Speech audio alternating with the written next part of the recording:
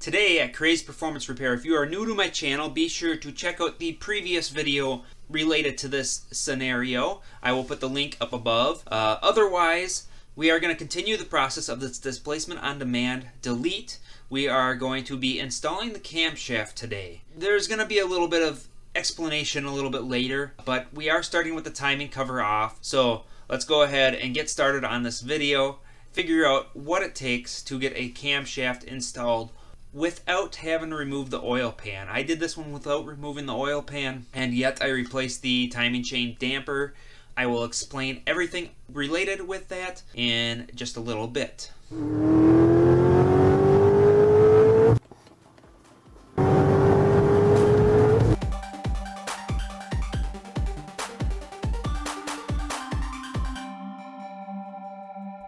Alright, we have the kit to delete the system.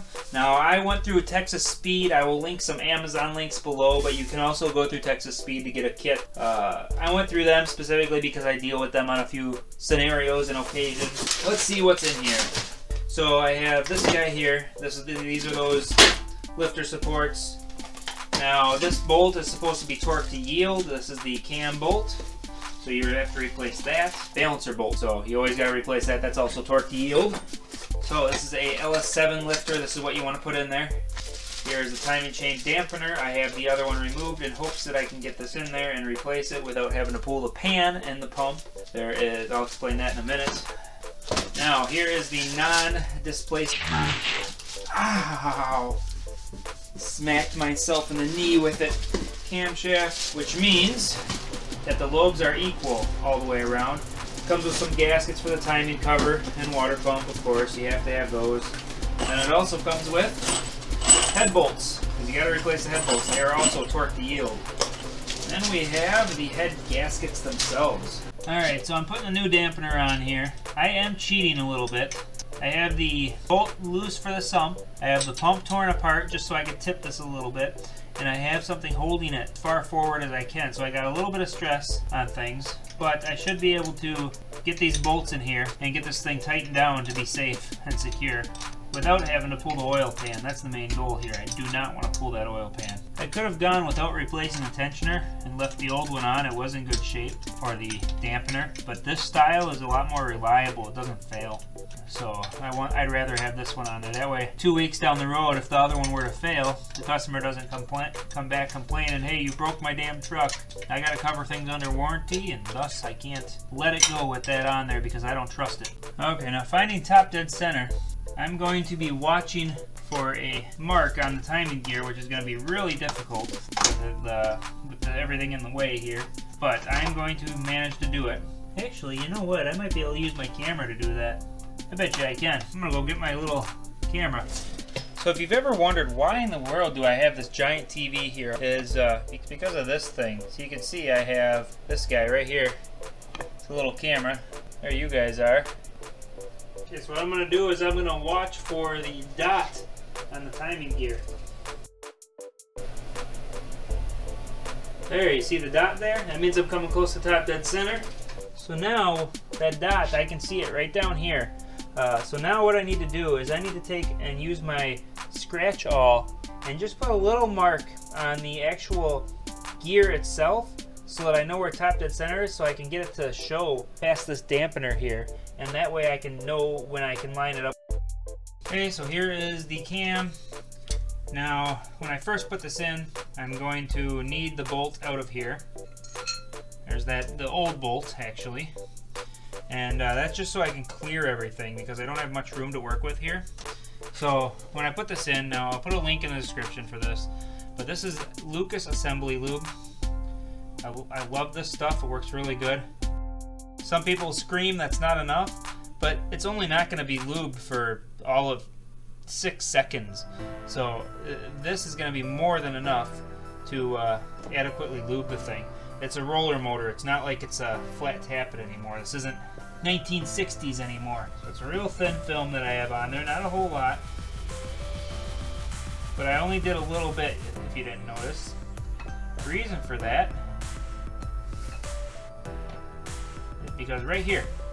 Now, I didn't get this hand covered in oil, and I can do the rest of them.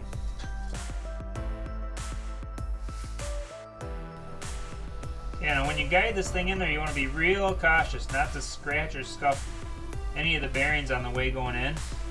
Once you get, see how slippery that is, it just kind of goes in on its own. Once you get so far, you grab the old bolt or a line-up dowel or something like that, some kind of, maybe a screwdriver, large screwdriver or something, but you shove it in this hole, and in this case thread it in. That way you have a little more to hang on to. That way you can guide this, because the front ends up being quite heavy by the time you get close to the end here. I might actually grab something other than the bolt while I do this, because, oh no, I got it. I'm able to pick the back of it up yet. There it goes. And just like that, it's in.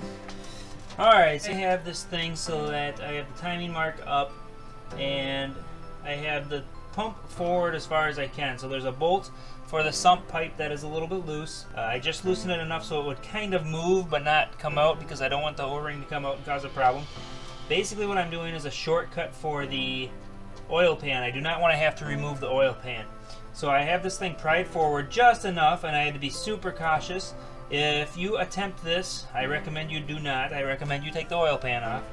If you attempt this, be absolutely as careful as possible with these ears, because these ears would be very easy to break off.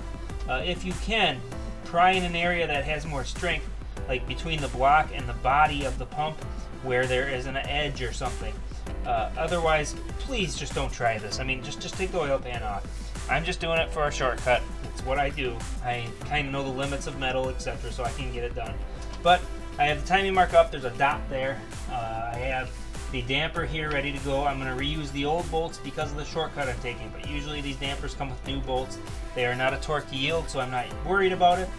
The cam is now installed, and I did have this pump cover off. I realized I don't need that off, and I realized I can't put this damper on before I put the pulley on. So that is where I'm at now. I'm going to get the pulley put on. Now that cover plate, those are the only bolts that I know of in this motor that have Loctite on them. Some of them do, some of them don't. This one did, so I'm going to go ahead and put it in there. Now whenever you see me using an impact to put a bolt in, all I'm doing is walking it in.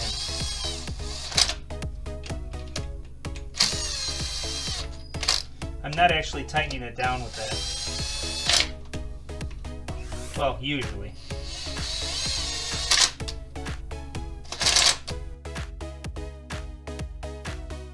Alright, so we are going to put this thing in here. We have the timing mark on the top there. It's a little dot on that gear. We have this one with the mark right here. It's like a goofy looking arrow. We have to line those up when I put this on. So first things first, we have to put this in. Then we have to put the damper on. I'm going to get my best guess at the position here in hopes that I'm close. We shall see. Okay, now I got to grab a mirror. So now I got a mirror here. And what I'm going to do is I'm going to make sure my timing mark up here is lined up properly.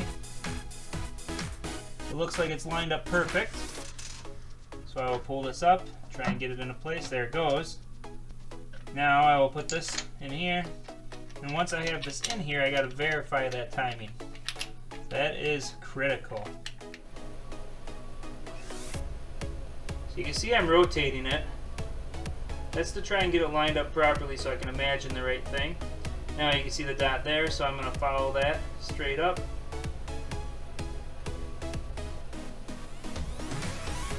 Pull it back.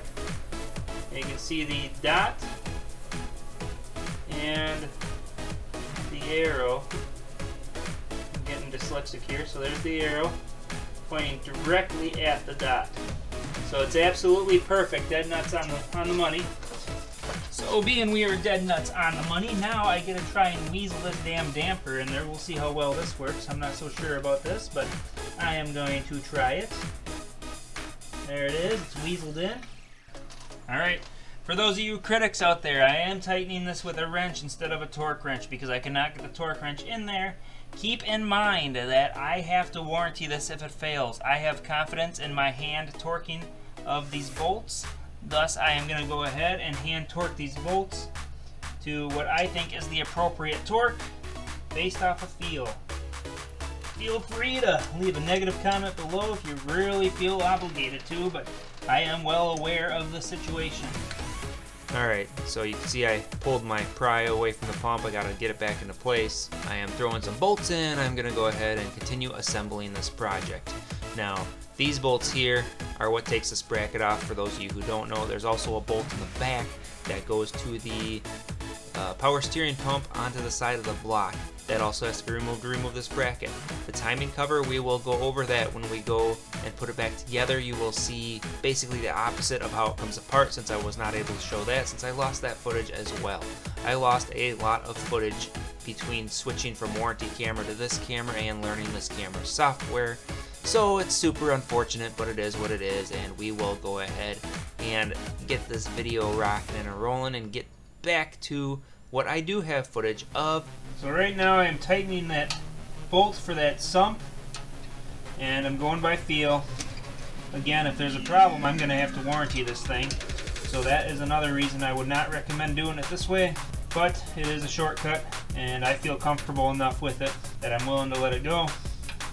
Very hard to get the wrench on there though. Alright, we need to put a timing cover on, but before we can put a timing cover on, we need to replace the seal here. Okay, now we need to get this little guy on here. And to do so, believe it or not, it's as easy as pushing it in. But before I push that in completely, I'm going to put a little schmutz on here, just because I don't trust it.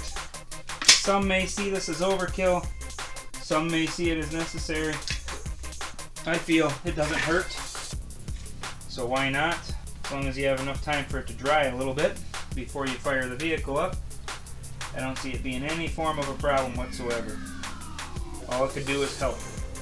Maybe make it more of a pain in the arse to get it off later, but it'll certainly help seal it. And the goal here is not to have a leak. It does make it a little easier to push in too, but you see how I can do that? I can just push this in by hand. So if this gasket takes a lot of force, you're doing something wrong. Okay, now we are going to go ahead and clean this up. Super scraper, link in the description. Best scraper on the market. Alright, this guy is ready to be put on there. Now I want to make note of something. When you go ahead and put this on, we are going to dabble a little boogers here.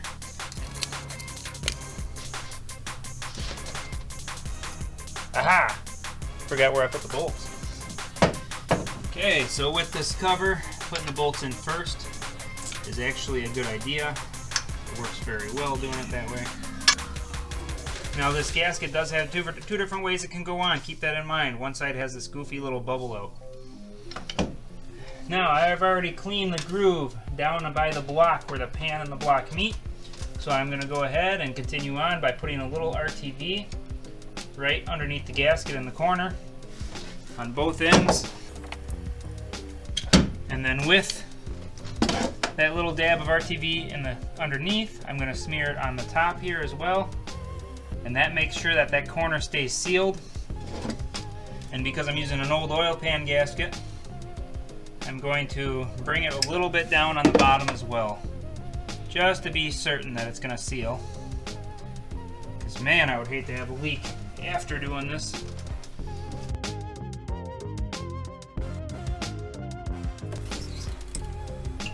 Now don't forget to put this guy on before you do the balancer itself. Alright, I got the lube on the balancer. I'm about to throw the balancer in here, and I have it just kind of set in place. This is the original bolt. Now this bolt is unable to be used for pushing this thing in. There are tools, installation tools. I'll see if I can find some and link them, but I do not need them because I have this bolt.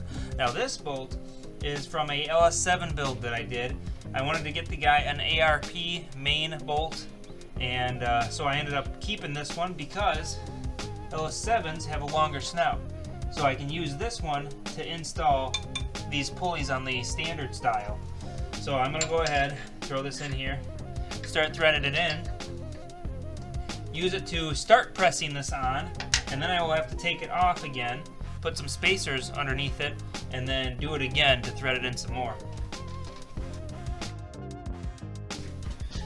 Now you can see I got another spacer on here, so I can put it in a little bit further.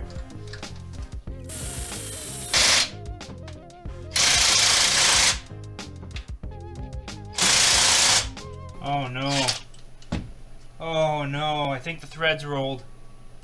Oh no. I've had that happen before. It's not good. This is not good. Son of a... So, as you can see, there's a little twist at the end of this video, and we will be continuing that here on one of these links surrounding me, as long as you are not seeing this video a little bit too soon for me to get those videos out. I still have some editing to do. But, if you are watching this later, just go ahead and click away. I will also include the twist here as to how I went about repairing that crankshaft on a separate video unrelated to Displacement on Demand if you want to see how to fix that. If not, just go ahead and watch the next video. If it's not out, subscribe and we will get it out for you. So stay tuned, and thanks for watching Crazed Performance Repair's YouTube channel.